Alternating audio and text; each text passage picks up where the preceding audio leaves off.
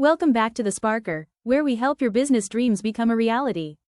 In this next segment, you'll hear from Eddie Gallo, a four-time successful salon owner, talk about the step-by-step plan to starting your own hair and nail salon.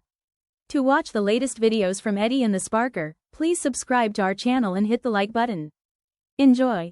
Make sure it's available, that you want to register, maybe even make sure that the domain name is available. The domain name, and it's even more now. Back then, we didn't have social media. You didn't have to have an Instagram and a Facebook and a TikTok. Right. And So you all kind of that. want to make sure you have something that cuts across as Right. best as possible. You all of do. that. And then your state laws. So we were talking, so this is when you were around 20, and then so when did you say I wanted, decide to get your first store? Open up your first store? How old were you then?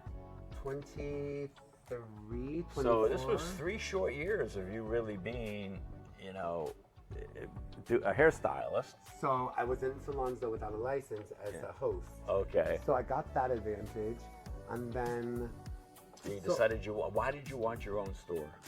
Well, I didn't actually. Okay. No, I Okay. liked just going in, being a little creative artist behind the chair.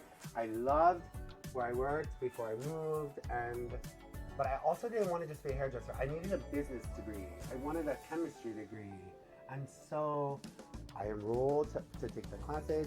So now your schedules are limited. Okay. So we moved. I go to the cities. I'm going to all the Aveda salons. And everyone knew who I was because I've been a regional educator, I've done shows, but they only wanted me full time, and I couldn't. So I would explain it. So it was like a no. Oh, yes, I we see. want you if you come full time. Right. So you wanted part-time because you wanted to do these I other wanted to get a things. So the business best way for degree. you to create your own hours was to create your own business so you could create your own hours. Yeah, but I wasn't even aware that that was my path. Right. I literally remember talking and calling my friends and my family and crying, and I'm like, they won't hire me. Well, do they know who you are? I'm like, they do know who I am. And she goes, well, I won't. I'm like, well, because they want me full time. She goes, well, did you explain that you want this class and that class? I'm like, yes. And so I was told this, how much money is in your bank? And I'm like, why? She goes, find a building for sale. Buy it, set up your salon from the ground up. You're a teacher. Okay. Find the kids from the beauty school with their license, and you train them from the ground up with no bad habits. And that's what I did. Oh, good. So then you could be there. when Did you were charge flexible. for instructing them? No. No. 'Cause I So was you just building started my team. instructing them. You're building the team. They come. Right. That's how you're going to build your team. That's right. Wow. And so now, interesting. You said that you bought the salon or the building, Right. so to speak, or a unit in the building. Right. Okay.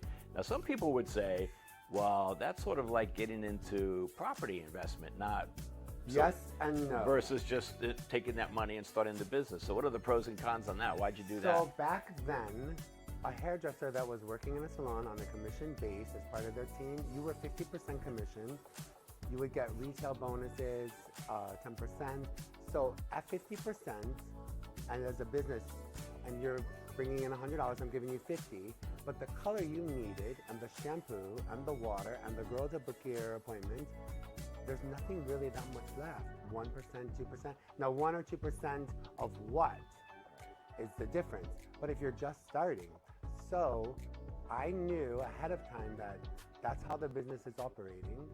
So the way you're going to get ahead is you need to have an investment. So if you buy your building under a property holding company, now you're the landlord.